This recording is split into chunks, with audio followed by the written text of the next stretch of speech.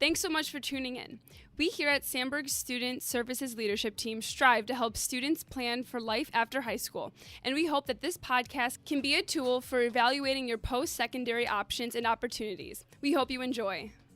Hi guys, it's Leo Serdar here with the SSLT podcast along with my co-host Julia Canellis, and we're here with an ASU representative, Chelsea. So to start off, would you like to explain the role that you play in the ASU community? Yes, so my job at ASU is basically to be a one-stop shop, a contact for prospective students as they're going through the admission process. So if I don't know the answer to a question, my job is to find the contact or the person to connect them to who can answer that question. So anything and everything admission related, scholarship, financial aid, and next steps of the enrollment process, visit opportunities, anything like that. Thank you. Where is your university located, and what would you say the campus setting is like?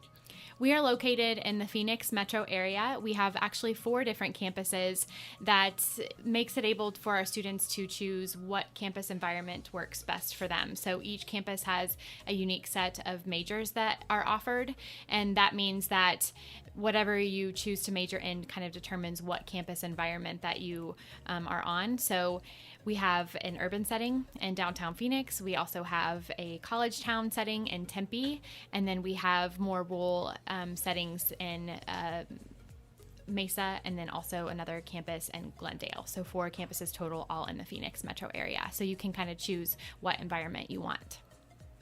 Okay, so would you say that makes it a little bit easier for like students from all around like the U.S. or anywhere in the world to adapt to ASU?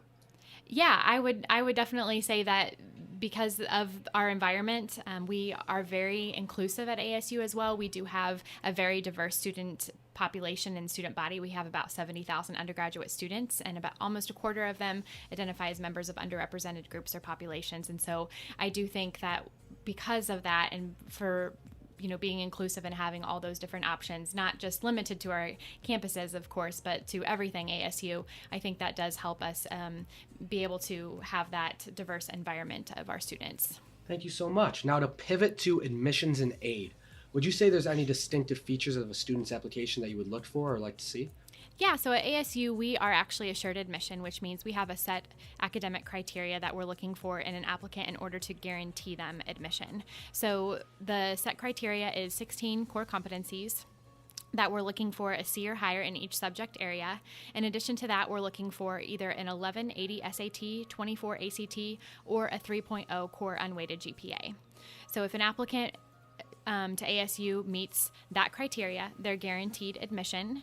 And if an applicant falls a little bit below that criteria, we still definitely evaluate them for admission. We will consider them, and whether or not they have a chance of being admitted more so depends on how many of those competency courses they actually do have, what their GPA and or test score is, and then we can evaluate them on an individual basis through the committee. Awesome. So when a student's applying, are they applying to a specific college or just the university as a whole?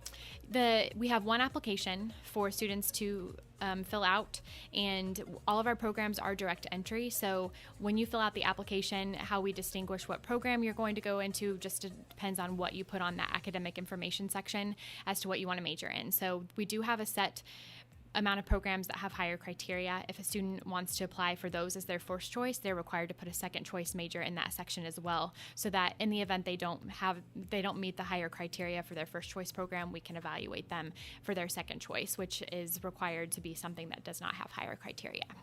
Thank you for that. Would you also be able to walk through the structure of your financial aid system? Sure. Yeah. So we, like a lot of most other schools, we do have students that complete and submit the FAFSA, the free application for federal student aid. And that is probably the first thing that students need to do when it opens in October prior to the fall of them entering their freshman year or their first year of college. And so that is a process that a lot of our students go through.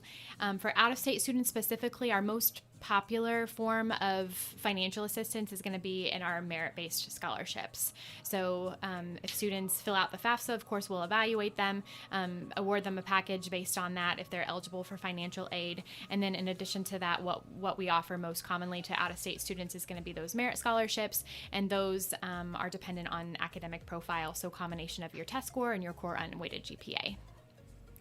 Awesome. So to transition a little bit over to academics at ASU, what are some of your most popular majors? Some of our most popular majors, they go back and forth. Oftentimes between like engineering and business, I would say are both very popular at ASU. But then also fine arts are a really great major at ASU, and then education, nursing, and then we have one of the top 3 journalism programs in the nation. So we're also very proud of that program. So. Wow. With that, what would you say your policy is on double majoring? Double majoring is very common. It's simply that when a student enters as a first-year student at ASU, after they've applied, they can only apply and be admitted to one program first and foremost. And then as a current student, they will meet with their advisor, and their advisor can ultimately sign off on them pursuing a second major or a minor. It all depends on academics, because when a student comes to ASU, we want to first and foremost make sure that they are academically successful before we allow them to add additional course load to their degree or adding a minor. So that's what we're checking for first. And we also do want to make sure that students graduate in 4 years. That's a big priority of ours. So when a student is pursuing their major, sometimes adding a second major or a minor can extend that 4-year timeline. And so we want to do everything that we can to make sure that first, that what they want to double major in is realistically going to help them meet their career goals, and then also that they can handle the additional coursework that comes with it. Interesting. Okay, so what are your average class sizes? Average class sizes are actually getting smaller. Our student to faculty ratio got smaller this last year. It used to be 23-1. Now it's like 20-1. So we are adding more faculty members. Our student body is continuing to grow, and we're even growing with our faculty that we've hired as well. So about 43% of our classes have fewer than 19 students. So even for a university our size, there are, it's pretty uncommon, I feel like, to still be able to offer class sizes that are that small. Does ASU have an honors program?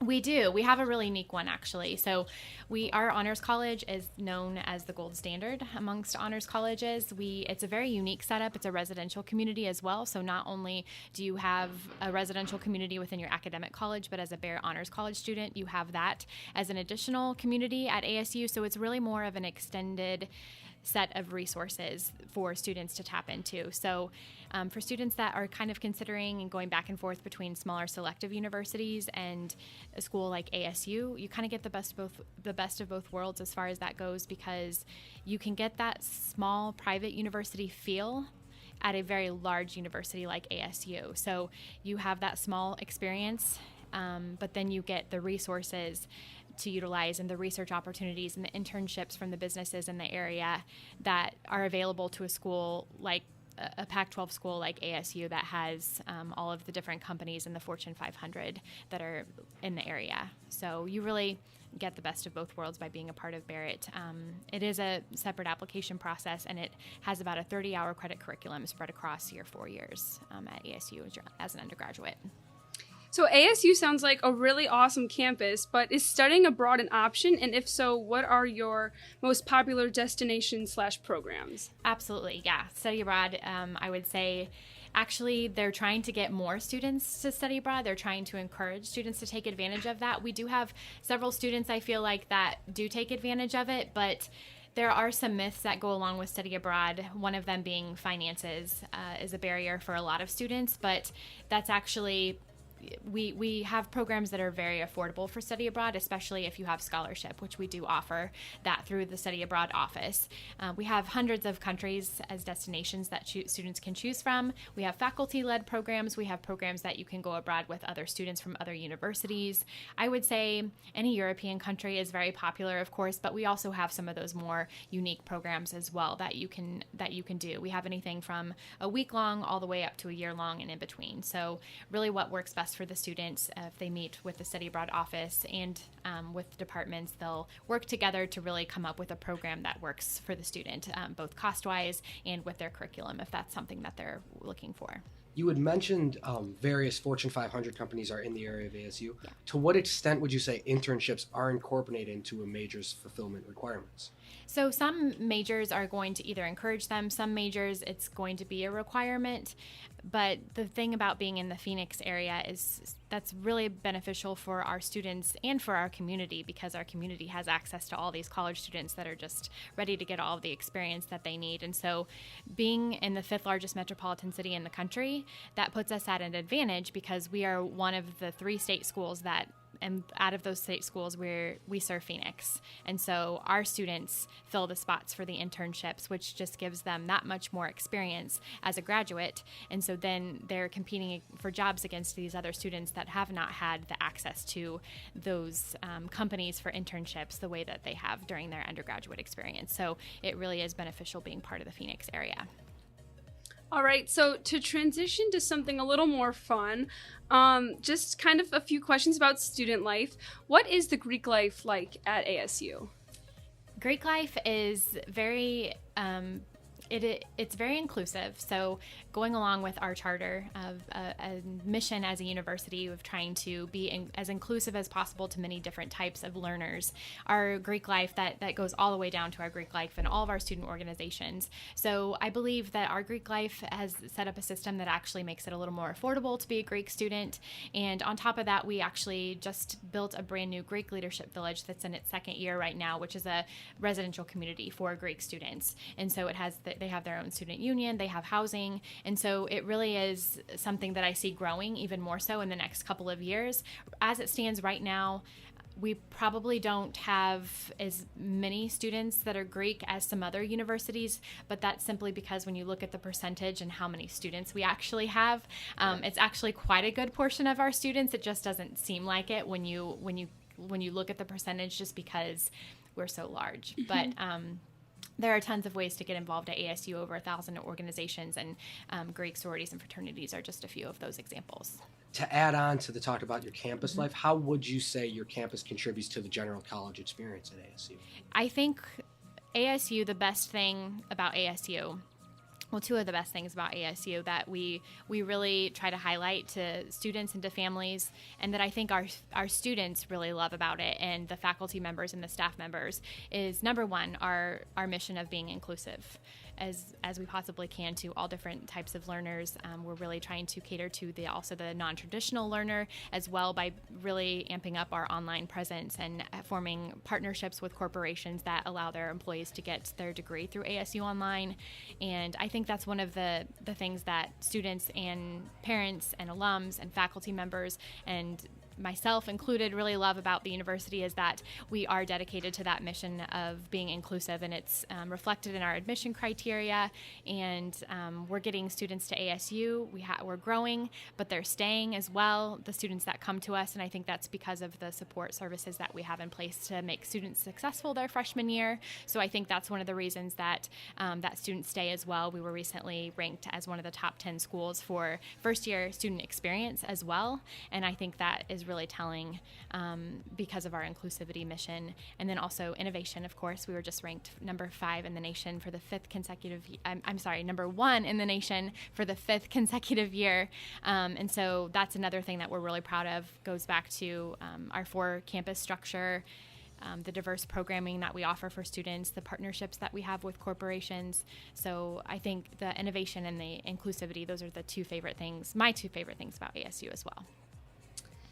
That sounds really awesome. Are there any Arizona-specific activities that students get to partake in? Yeah, so we have tons of different professional sports teams in the area, so that's very accessible to students. If they hop on the light rail or the shuttle, they can take that to go see any of the games, any of the music festivals that are taking place in downtown Phoenix. And not to mention our student shuttle connects all 4 of our campuses. So if a student wants to partake in any activities that are on another campus, they can certainly do that for free just by hopping on the student shuttle. Also, hiking trails. There are hundreds of miles of hiking trails in the Phoenix area. So if you're an outdoors person, you like to go skiing, you like to spend time outside, that's going to definitely be something that you can enjoy while you're there as well, especially different for students coming from the Midwest, of course, because the climate is such that you can do anything outside all year round. So you can literally lay out by the swimming pool and then also just go skiing in the same day if you want to. So there aren't a lot of places that you can say that about, but in Arizona, you can definitely do those things. And now to wrap things up, what is one last thing you'd like to say to any potential first-year students? I think the best advice that I could give first year, so are you talking about entering as a first year student or going through the application process? Yeah, both. Yeah, both. Okay, so going through the application process, I think just not overloading yourself on applying to tons and tons of schools. Maybe pick 4, 5 at the most, and make sure that you've got some variety when you're looking at different types of schools, and also to utilize resources, utilize people like me. Most colleges and universities have someone that is me, that does what I do for a specific college or university. Knowing that I'm here to utilize as a resource, I think is the big thing, and that I'm happy to talk to parents as well if they give me a call or they email me. So utilizing resources that are there, not overloading yourself through the application process, and not taking it too seriously. I think that it can be stressful if you're taking it too seriously. Of course, you want to, make sure that you're doing things the right way as well, but it doesn't have to be stressful, I think, is the number one thing. And then going in as a first year student, I think, is just getting involved. And at ASU, I feel like that's not a problem for students because we do have so many ways that you can get involved on campus, get engaged into the environment, make it feel like a home immediately. Just getting involved and making as many friends as you can, because that's what's going to help you really be successful academically, as well as if you're socially successful and you're making friends, you're going to be that much more successful as a student. Thank you so much for Thank being on you with so us. much. You're welcome. This is Thank awesome. you. Yeah. Thank you. Hey guys, my name is Hazem Zeden and I'm the podcast editor for the SSLT. It would be greatly appreciated if you guys filled out a survey. Let us know how we did and where we can improve. Thank you very much for listening.